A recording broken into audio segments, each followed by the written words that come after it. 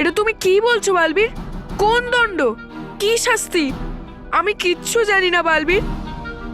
আমি বুঝতে পারছি না যে তুমি কোন দণ্ডর কথা বলছো। আমি ওই জাদুদণ্ডের কথা বলছি, যেটা দিয়ে তুমি মানবকে সাইকেল দৌড়ে খুব বিরক্ত করেছিলে আর ওকে হারানোর জন্য ওর ওপরে জাদু করেছিলে।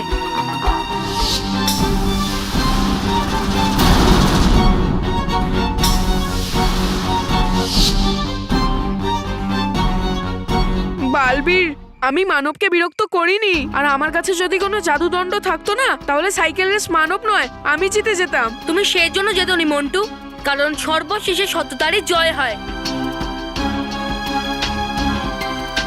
আমি তোমাকে সতর্ক করছি মন্টু,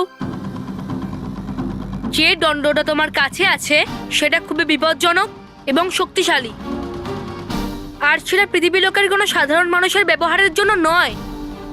সেই কারণে এই দণ্ডটা আমাকে দিয়ে দাও, যাতে আমি ওকে ওর সঠিক জায়গায় পৌঁছে দিতে পারি। ওই ওই বালবীর, ওই জাদুদণ্ড নিজের ঠিক জায়গায় পৌঁছে গেছে। আমি জানি তুমি জাদুদণ্ড আমার কাছে এই জন্যই চাইছো, কারণ ওই দণ্ড দিয়ে আমি তোমার প্রতিপক্ষ হতে পারি বালবীর। আর তাই ওইটা আমি তোমায় কখনোই দেব না। তুমি কি এত ভাবছো মন্টু? ওই জাদুর দণ্ডটা তোমার জন্য নয়, ওটা আমাকে ফিরিয়ে দাও।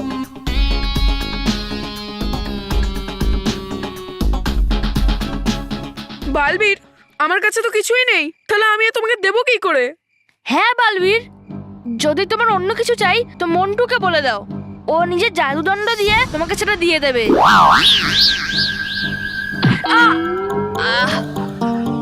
আমাকে তুমি আর রাগিও না মন্টু, নাহলে আমি তোমাকে মিথ্যে বলার জন্য কঠোর থেকে কঠোর শাস্তি দেব। তুমি সত্যি দিয়ে দাও আমার শাস্তি, কিন্তু আমি সত্যি বলছি আমার কাছে দণ্ড নেই, নেই দণ্ড আমার কাছে।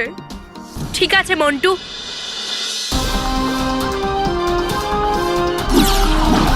হে ধন্ধপরি, মন্টু তার ভুলের কথা কখনো স্বীকার করবে না।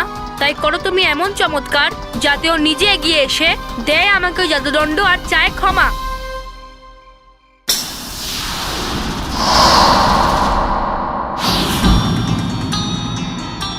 আমার জাদুদণ্ড জাদু কাজ করছে, এবার আসবে মজা। কারণ বালবীরের জাদুর পরিণাম হবে এবার মেহেরের ওপর।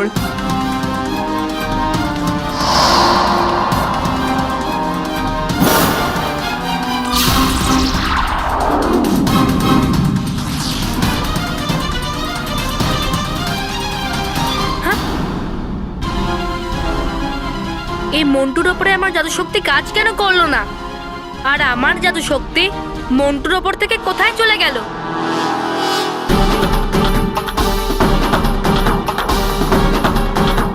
মন্টু, তুমি তোমার ওপরে একই নতুন জাদু করেছো।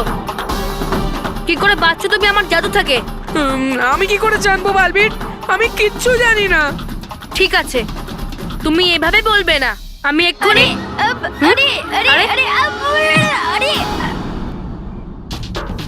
মন্টু, কুশল রোহিত, মিহির, বালবীর, তুমি এখানে? আমি জানি না বালবীর, আমি তো তোমাকে বাইরে খুঁজছিলাম আর জানি না হঠাৎ করে এখানে কি করে চলে এলাম।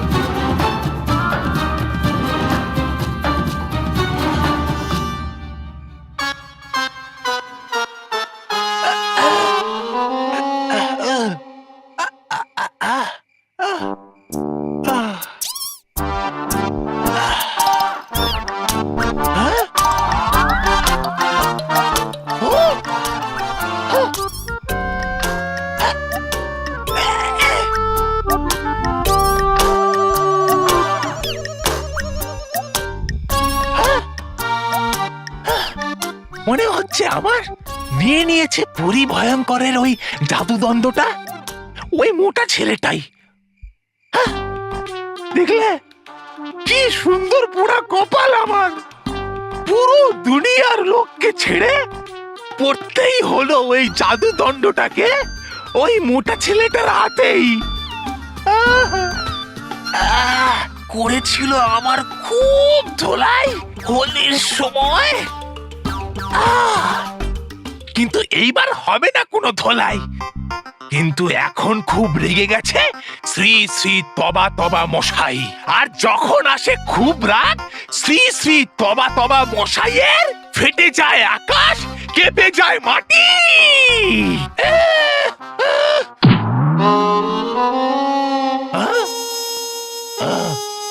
এবার অনেক হয়েছে বাচ্চাদের খেলা, এবার হব আমি তোমার মুখোমুখি। আমি তো মন্টুর ওপরে জাদু করেছিলাম যে ও আমার দিকে এগিয়ে চলে আসুক। মন্টু, তুমি এটা কি নতুন খেলা খেলেছো জাদুদণ্ডের সাহায্যে? জাদুদণ্ড? এটা তুমি কি বলছো বালবি? মেহের, মন্টু একটা জাদু শক্তি পেয়ে গেছে, যেটা দিয়েও তোমাকে এবং মানবকে বিরক্ত করছিল। আর তোমাকে তোমার করা দুষ্টুমির জন্য আজ পর্যন্ত যত বকা খেয়েছো সেই সমস্ত দুষ্টুমিগুলো মন্টু করছিল। জাদু শক্তি? এটা কি বলছো তুমি বালবীর?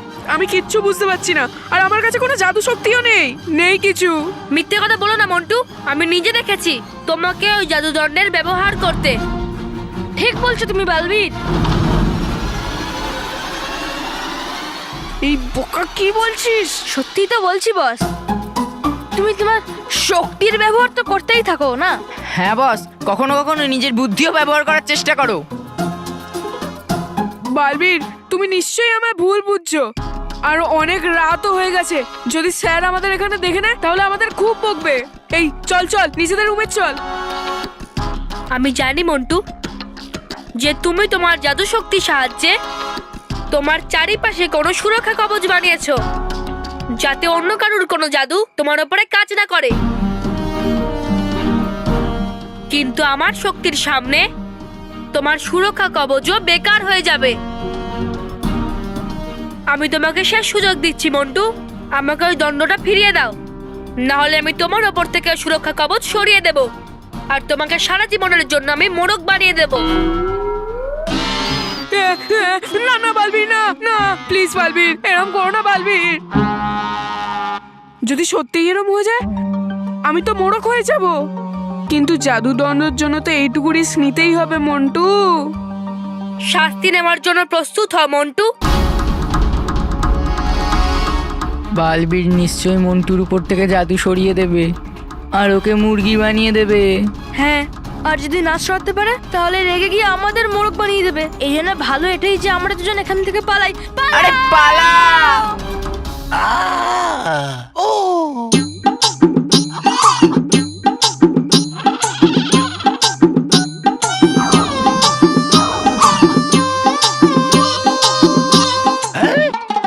এই দুটো বোকা গাধা গোলাপ এইখানে, দুটো, তার মানে হাতিটাও আছে আশেপাশেই।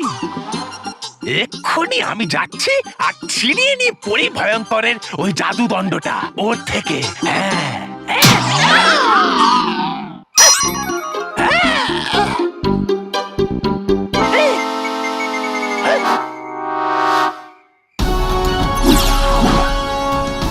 হে চঞ্চল পরি, মন্টু করেছে নিজের ওপরে কোনো জাদু যাতে ওর ওপরে কাজ না করে অন্য কারুর জাদু। মন্টুর ওপর থেকে সুরক্ষা কবচ দাও সরিয়ে, আর মন্টুকে সারা জীবনের জন্য মোড়ক তুমি দাও বানিয়ে। সর্বনাশ! আমার তো মনে হচ্ছে পেয়ে গেছে খবর বালবীর পরি ভয়ঙ্করের জাদুদণ্ডের ব্যাপারে। আর পাবো না কখনোই পরি ভয়ঙ্করের জাদুদণ্ড।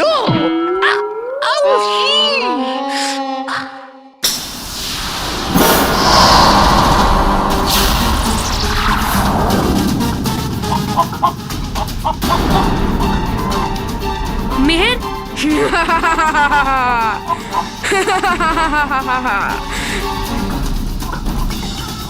সুরক্ষা কবচের জন্য মন্টু তো আমার জাদু থেকে বেঁচে তো যেতেই পারে, কিন্তু তার ফল মেহের পাচ্ছে, এটা কি করে সম্ভব? Welcome to Beaton world. How may I assist you? নতুন ফ্ল্যাটের জন্য একটা স্ট্যান্ড ফ্যান আর কুলার নেব। এই পচা গরম থেকে একটু স্বস্তি চাই। বাজার চলতে সব ব্র্যান্ড আর ভরসাযোগ্য নয়। তার জন্য তো আমাদের ফ্যান আছে, all purpose bullet table fan, ceiling fan. আমাদের সিলিং ফ্যান কিন্তু 30 মাসের ওয়ারেন্টি সহ পাওয়া যায়। আছে ফারাটা 2 বছরের ওয়ারেন্টি, 17 থেকে 20 মিটার এয়ার ফ্লো, মধ্যবিত্তের সাধ্যের মধ্যে একমাত্র ভরসাযোগ্য ব্র্যান্ড বিটেন। আমাদের কুলারের কিন্তু অনেক range, 45 litres, 50 litres, 70 litres, 90 litres, 110 litres. Honeycomb সহযোগে বিটেনের সব কুলারের ওয়ারেন্টি 1 বছর। চেনা হাওয়ায় অচেনা অনুভূতির জন্য একমাত্র আদর্শ বিটেন। গরমে স্বস্তি পেতে বিটেনের ফ্যান হোক বা কুলার, আজই আনুন বাড়িতে। Beaten, digitally years.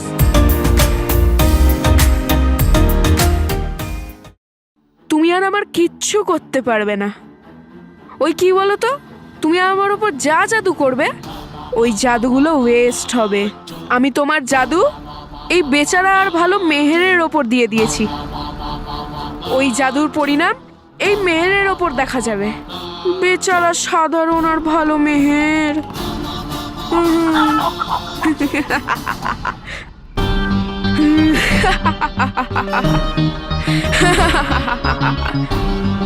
আমি তোমাকে এর জন্য শাস্তি নিশ্চয়ই দেব মন্টু।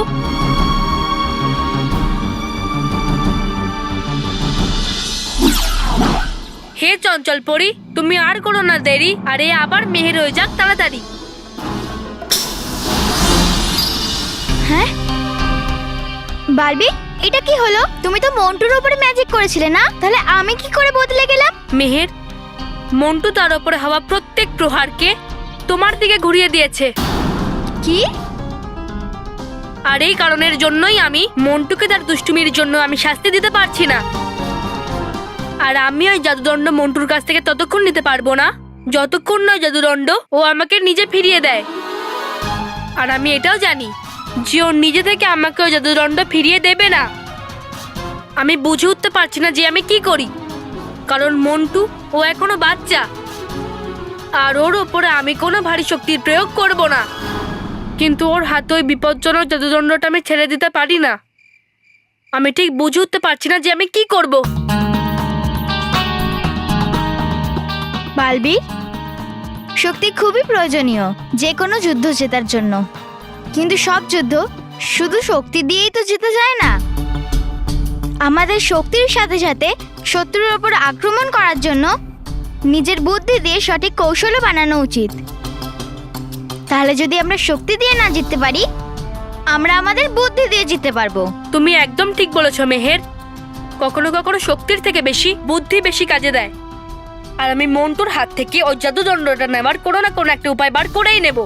তাই মেহের, তুমি এখন যাও আর ঘুমিয়ে পড়ো, অনেক দেরি হয়ে গেছে। যাও।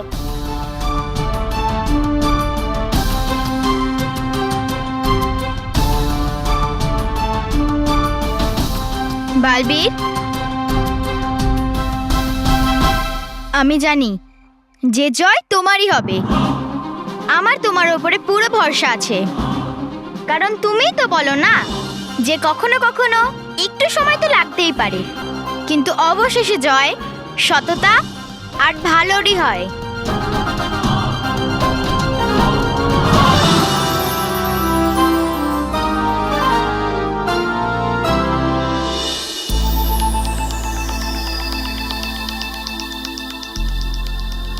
এত সময় হয়ে গেল কেশপুরীর ইতিহাসের বই পড়তে পড়তে, কিন্তু এখনো অবধি রানীপুরীর স্বরূপ ফিরিয়ে আনার একটা উপায়ও পাওয়া গেল না।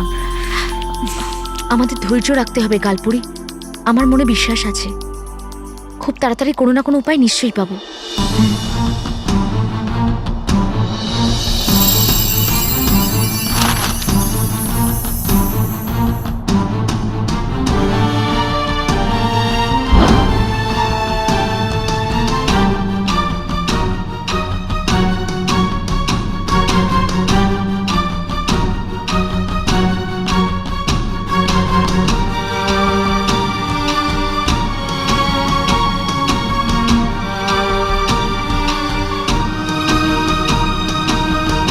ওই ইতিহাসের বইকে নষ্ট করে দাও।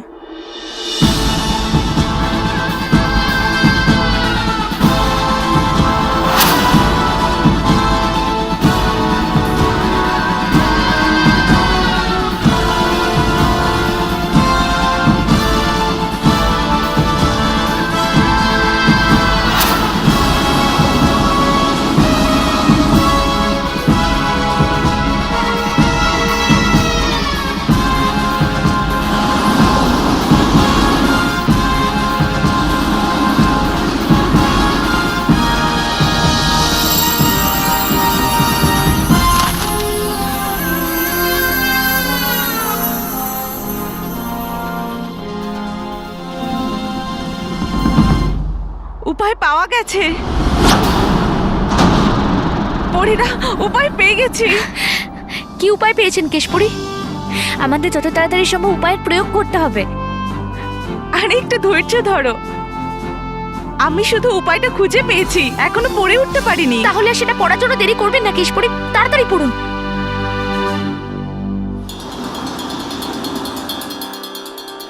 রাগী, হ্যাঁ, আমাদের কাছে এটাই শেষ সুযোগ। যদি ওই পোকা ঠিক সময় ওখানে না পৌঁছয় আর বইটাকে নষ্ট না করে, তো এই পরীরা রানী পরীকে ঠিক করার উপায় পেয়েই যাবে।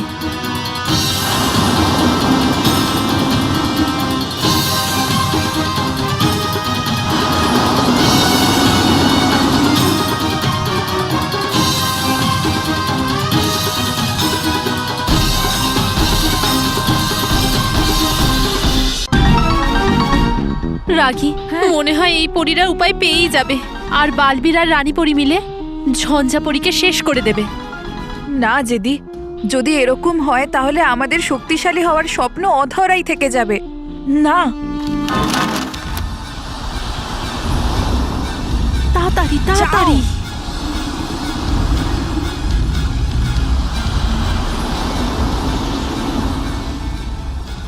ওই জিনিসটা অদ্ভুত, যেটা বলা হয়নি।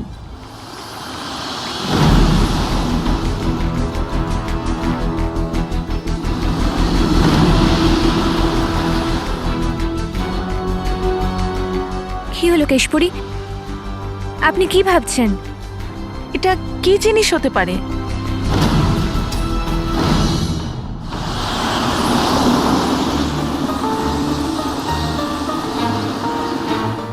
বাহ, কেশপুরী আপনি পরের পাতায় পড়ুন, হতে পারে সেখানে আমরা এই ব্যাপারে আরো কিছু জানতে পারবো। হ্যাঁ হ্যাঁ, আমি এখনই পড়ছি।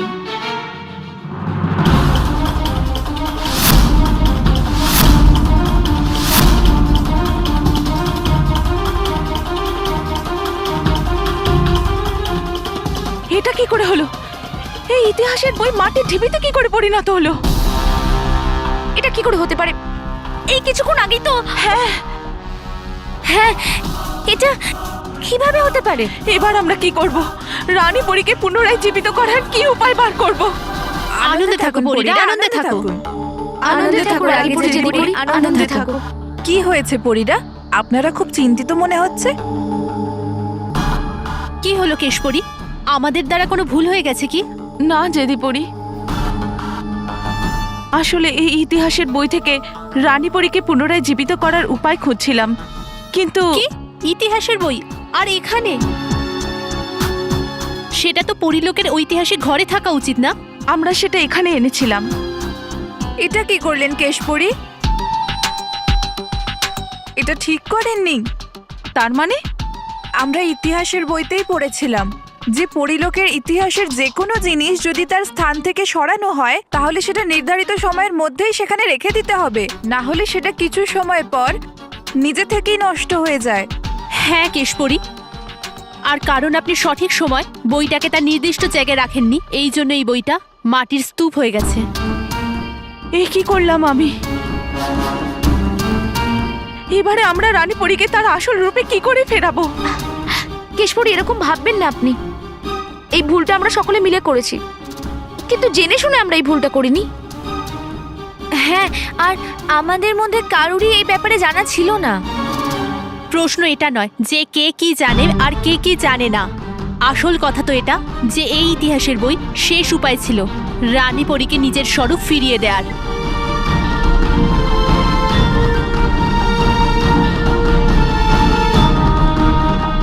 এবার কি হবে?